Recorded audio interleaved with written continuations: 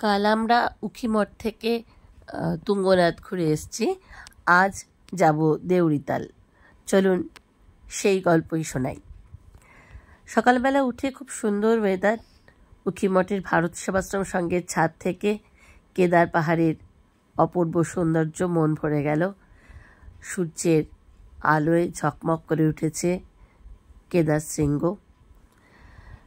বহুক্ষণ কিছুক্ষণ ছাদে কাটিয়ে সেই অপূর্ব শোভা, অপূর্ব সৌন্দর্য, এই উখিমঠে ভারত সেবাশ্রমের সঙ্গে ছাদ থেকে হিমালয়ের যে সৌন্দর্য দেখা যায়, পিকগুলো সব ঝকঝক করে।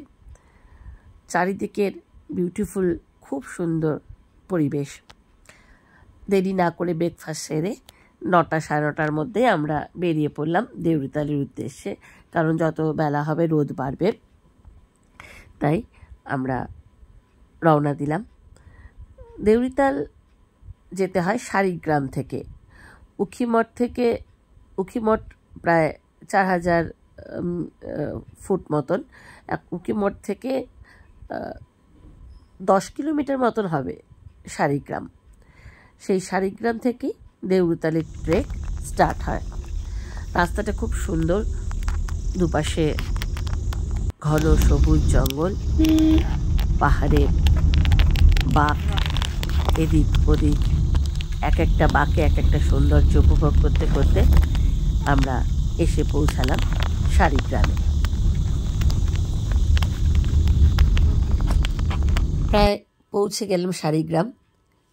উঁচু উঁচু পাহাড়ের মাঝখানে ছোট্ট একটা গ্রাম, বেশ কয়েক ঘর মানুষের বাস। এখন এখানে বেশ অনেকগুলো হোমস্টে হয়েছে থাকার মতো। আমরা এখানে আমাদের ব্রেকফাস্টটা সেরে নিলাম গরম চায়ের সাথে। দূরে শাড়িগ্রামের ছোট ছোট বাড়িগুলো দেখা যাচ্ছে, খুব ভালো লাগছে। এবার আমাদের হাঁটা শুরু করার পালা। এখান থেকে দেউরিতাল প্রায় 3 কিলোমিটার। এখানে যে ফরেস্টের ভেতর দিয়ে যেতে হবে, এখানে ফরেস্ট চেকপোস্টে একটা টিকিট আছে। বড়দের জন্য, স্টুডেন্টদের জন্য 50 টাকা, বাচ্চাদের জন্য ফ্রি, আর বড়দের জন্য 200 টাকা। এটা একদম দেউরিতাল ঢোকার সেইখানেই এই টাকাটা নেওয়া হয়।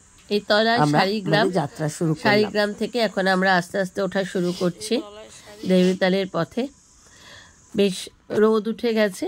ভোরবেলার দিকে আসলে আরও সুন্দর প্রকৃতিকে এনজয় করা যেত। এই চারদিকে উঁচু উঁচু পাহাড়, এই পাহাড়গুলোকে পেরিয়ে ওপারে যেতে হবে আমাদের। রাস্তা উঠে গেছে, ধীরে ধীরে চড়াই ভেঙে উঠতে লাগলাম। সামনে একটা ছোট্ট শিবের মন্দির পড়ল প্রথমে, ভারী সুন্দর। শিবজিকা টেম্পল, অনেকটা এখানকার সব মন্দিরই একটা কেদারনাথের স্টাইলের। সামনেই সুন্দর একটা দেউরিতাল ওঠার পথে একটুক্ষণ উঠলেই একটা সুন্দর মন্দির, সামনে চত্বর, সুন্দর ঘাসে ঢাকা লন, আর পিছনেই পাহাড়।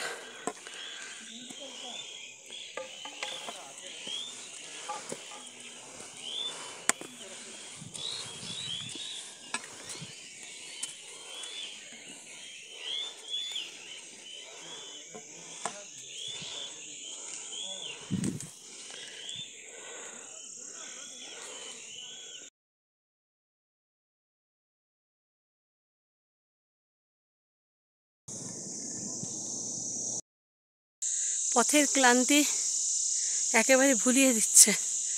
মাঝে মাঝে এত সুন্দর ছায়া গাছের, আর শুধু ঝিঝি পোকার ডাক, আর কিচ্ছু না। চারদিকে শুধু পাহাড় আর জঙ্গল। দেখুন, ওদিকটা দেখলে বুঝতে পারবেন।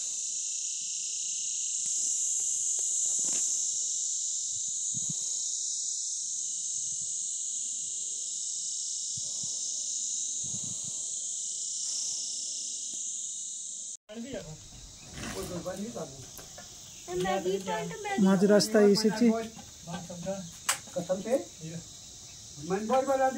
এখন আমাদের চার ম্যাগি খাওয়ার ব্রেক চলছে। আঙ্কেল ম্যাগি বানাবে।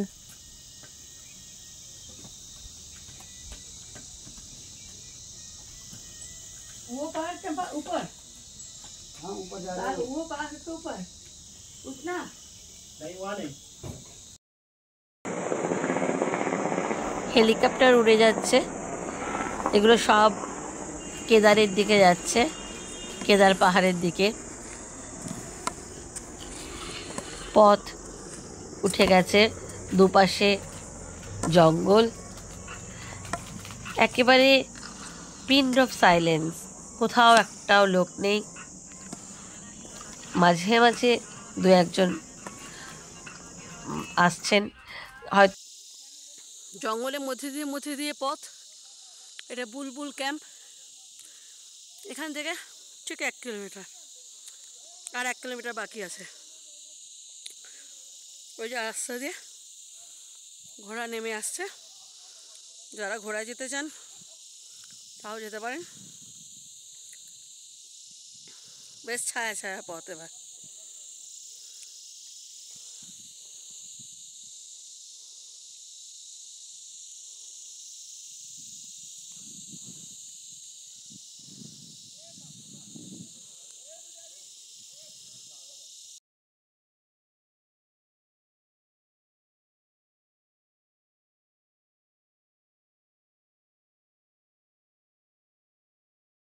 তালের দিকে উঠছি, খুব সুন্দর। এক্ষুনি একটা বিশাল দুধরাজ পাখি দেখলাম, এক গাছ থেকে আরেক গাছে চলে গেল, তুলতে পারলাম না, পুরো সাদা। তাকে হিমালয় মোনালও দেখেছি, হিমালয়ান মোনাল, এই বড় লেজ, বড় পাখি। আর এগুলো সব রোডোডেনড্রন, এই রোডোডেনড্রনের জঙ্গলের ভেতর দিয়েই যাওয়া। পথ কোথাও চড়াই, কোথাও উতরাই। প্রধানত উঠবার সময় বেশ চড়াই পথ, প্রায় 3 কিলোমিটার রাস্তা। মাঝে মাঝে বসার জায়গা আছে, থেমে থেমে বসে বসে যাওয়া যায়, প্রকৃতিকে দেখতে দেখতে, প্রকৃতির সঙ্গে যেন মিশে যাওয়া। আর সবচেয়ে বড় কথা ট্র্যাঙ্কুইলিটি, এত নীরবতা, শুধু নানান ধরনের পাখির ডাক, আর শুধু পাহাড়ি সেই পথ ধরে একলা হেঁটে চলা। যেন সেই উমাপ্রসাদের কথা মনে পড়েন, যে পাতা ঝরার শব্দ তোমার সঙ্গী। এগিয়ে চললাম, মাঝে মাঝে এরকম ছোটো ছোটো চায়ের দোকান আছে, এখন বন্ধই থাকে, যখন লোক আসে তখন খোলে। একদম কোথাও কোথাও ওপেনলি পড়ে রয়েছে, ওখানে কোনো এই সমস্ত চুরি ডাকাতির ভয় নেই। মানে প্রকৃতি যেমন উদার, এখানকার মানুষের মনও কিন্তু সেই রকমই উদার। প্রায় আমরা চলে এসেছি টপের কাছে, 3 কিলোমিটার, আরও 1 কিলোমিটার। ছায়া আছে রাস্তায়, আর এগুলো সমস্ত রোডোডেনড্রন।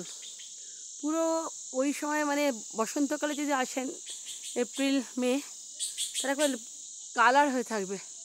আর পাখি তো অজস্র ডাকছে, অজস্র। ভালো যারা পাখি ক্যামেরায় তুলতে পারবে, যাদের আছে, তারা খুব এখানে এসে আনন্দ পাবেন।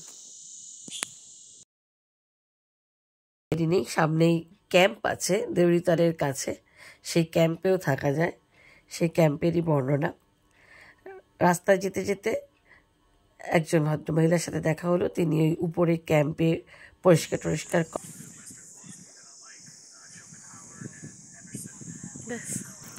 উঠতে উঠতে আমার ছেলেকে জড়িয়ে ধরে আদর করলেন, হাসি মুখে আমাদের সাথে কথা বলছিলেন। বললাম তাই যে এই এত সুন্দর প্রাকৃতিক পরিবেশেই আপনাদের এরম সরল, আপনাদের হাসি খুশি রেখেছে, মন খোলা, সবার সাথে হাসি মুখে কথা বলছেন। তখনই উনিও তার দুঃখের কথা জানালেন, যে এত সুন্দর পরিবেশ হলেও তাদের মনেও কত দুঃখ। কেদারের যে বন্যা হয়েছিল সেই সময় তিনি তার সন্তানকে হারিয়েছিলেন। তাই মনে হয় যে চারদিকে এত সুন্দর পরিবেশের মধ্যেও মানুষের মনে কত কষ্ট রয়েছে। এসে পৌঁছালাম দেউরিতাল মনটা ভারাক্রান্ত হয়ে গেল। কিন্তু এখানে যখন পৌঁছালাম, প্রকৃতির সেই উদার রূপ সব ভুলিয়ে দিল আবার। সামনেই চৌখাম্বা, বিশাল তালে সেই চৌখাম্বা ছায়া পড়েছে, তার প্রতিবিম্ব পড়েছে। কথিতে আছে যে এই দেউড়ি তালে স্বর্গের দেবদেবীরা, দেবীরা স্নান করতে আসতেন। আবার মহাভারতের মতে যে এখানে পাণ্ডবরা যখন যাত্রা করেছিলেন, তখন এইখানে তারা তৃষ্ণায় যখন কাতর হয়ে যায়, তখন ভীম এই তালটি তৈরি করেছিলেন। আবার অনেকের মতে যুধিষ্ঠির এবং যক্ষের এখানে দেখা হয়েছিল। তো অনেক রকম মতবাদ আছে, কিন্তু আসল কথা হচ্ছে অপূর্ব সুন্দর পরিবেশ। চৌখাম্বার পাশেই পরপর পিকগুলো রয়েছে, কেদার, নীলকণ্ঠ, বান্দরপুছ, এইসব পিকগুলো রাস্তা পরিষ্কার থাকলে একদম পরপর সেই পিকগুলো সুন্দর করে দেখা যায়। যদিও এখন একটু মেঘ করে এসছে, কিন্তু কিছুক্ষণ পর হয়তো মেঘ কেটে যেতে পারে। অবাক বিস্ময়ে বসে রইলাম কিছুক্ষণ, কথা বলতে ইচ্ছা করে না, শুধু চুপ করে তাকিয়ে থাকা। এই সবুজ বুগিয়ালের কোলে বসে কখন যে সময় কেটে যায় বোঝাই যায় না। তবু মনে হয় যে এই যে পাহাড় কেটে কেটে এইভাবে রাস্তা বানানো হচ্ছে, এত রাস্তা আগে এসব জায়গায় পায়ে হেঁটে ঘন্টার পর ঘন্টা আসতে হতো প্রকৃতির এই গভীরে নিরিবিলিতে। এখন এই রাস্তা হচ্ছে, পাহাড় ফাটিয়ে প্রকৃতি কি এর শোধ তুলবে না? বাস্তুতন্ত্র বিঘ্নিত হচ্ছে, তারই কি শোধ নিচ্ছে প্রকৃতি? সামনে চৌখাম্বা, প্রতিবিম্ব লেকে পড়েছে, পরিষ্কার হচ্ছে না যেটা, কিন্তু চোখের দর্শন অসাধারণ।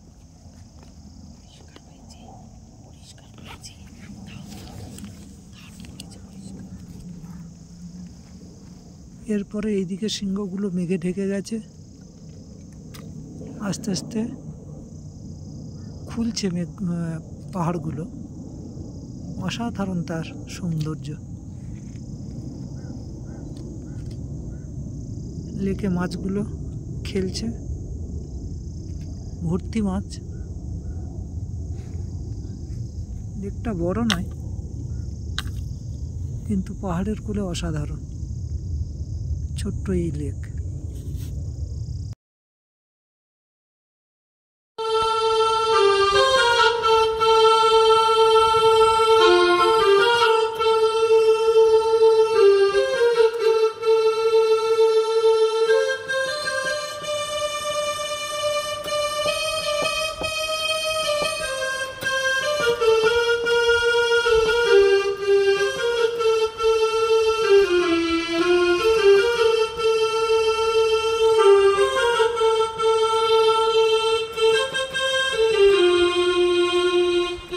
এখন আমরা আছি দেউড়িয়া তালে।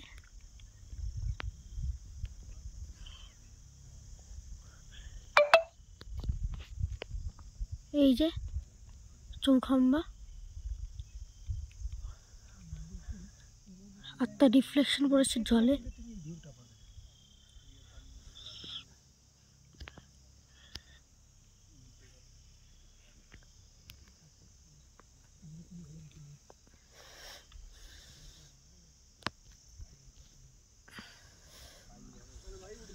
খুবই মনোরম প্রাকৃতিক পরিবেশ।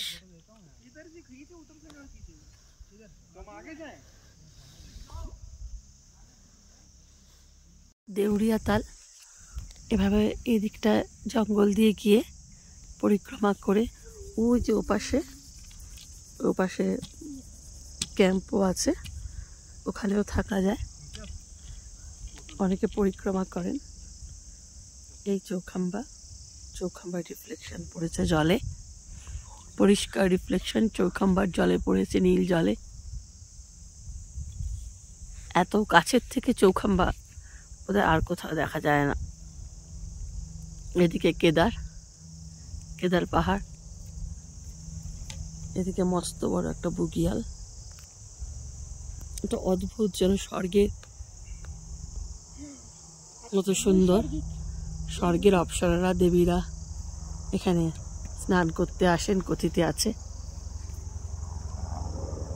হেলিকপ্টার যাচ্ছে কেদারের পথে সামনে।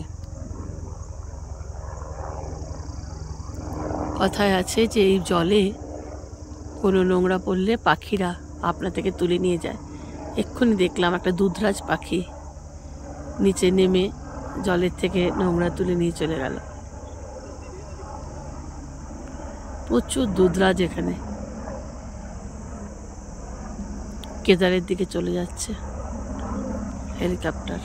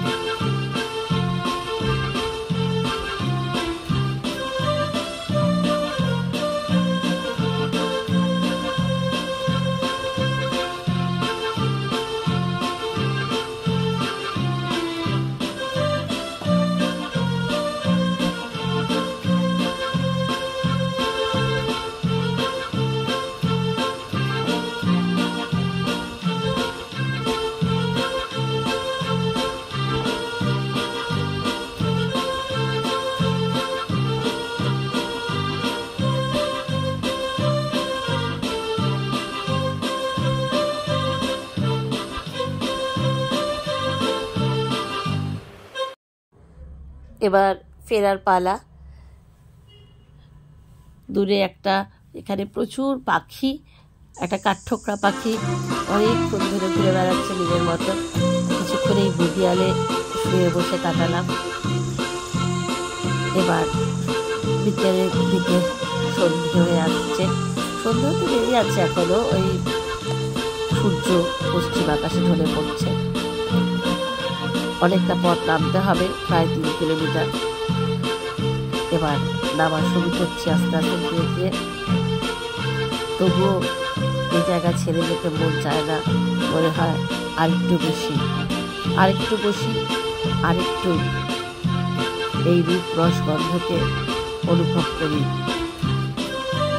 আগে এই তালটা একেবারে ঝকঝকে ছিল, এখন মনে হচ্ছে যেন মাঝখানে একটু শ্যাওলার মতন রয়েছে। এই সামনের দিকে যে পথটা চলে গেছে, সেই পথটা দিয়ে আরো একটু এগিয়ে যাওয়া যায়। ওই পারে বেশ কতগুলো ক্যাম্প নতুন করেছে, অনেকে রাত্রে থাকেন। ভোরবেলায় যে সূর্যোদয়ের যে সিনটা, যে অপূর্ব শোভা পাহাড়ের বুকে, রঙিন হয়ে ওঠে সাদা পাহাড়, তার বরফ, তার শ্বেত শুভ্র চূড়া সূর্যের আভায় লাল হয়ে যায়। সেই শোভা দেখার জন্য অনেকে এখানে সেই তুষার লগ্নে সেই সৌন্দর্য দেখার জন্য অনেকখানে থাকেন। তার জন্য এখানে অনেকগুলো ক্যাম্পও আছে, আমি আগেও দিয়েছি। আপনারা যদি থাকতে চান বুক করেও আসতে পারেন। সাধারণত ফাঁকা থেকে যায়, তবে বুক করে আসাই ভালো। এমনি ক্যাম্পও আছে, আবার 2-1টা থাকার জায়গাও আছে। অতি সাধারণ বেসিক নিডস পাবেন। নামতে লাগলাম নিচে আস্তে আস্তে, একদম পাহাড়ের নিচের দিকটা, সেখানে গ্রামের লোকেরা একটা ব্যাগের একটা ছোট ওই স্বনির্ভর গোষ্ঠী নিজেরা তৈরি করেছেন, সুন্দর হাতে তৈরি ব্যাগ। একটা ব্যাগ নিলাম এখানকার স্মৃতি হিসেবে। এবার চা খেয়ে সারিগামকে টাটা করে ফিরে চললাম উখি মঠের পথে। সূর্য তখন পশ্চিম আকাশে ঢলে পড়েছে, অস্তরবীর আলোয় ভরে উঠেছে আকাশ।